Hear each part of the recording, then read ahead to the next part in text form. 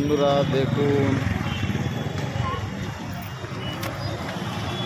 বাদুড়িয়ার পরিস্থিতি দেখুন, এত গাড়ি ঘোড়ার চাপ, এত ব্যস্ত মানুষ যে কল্পনাই করা যায় না।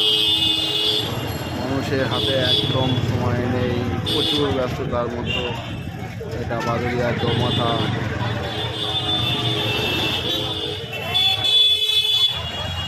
মানে কে কোথায় যাচ্ছে, কি করছে, কোনো ঠিক নেই।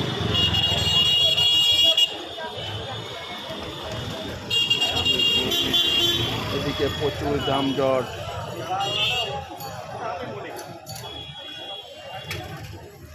ওষুধের দোকান,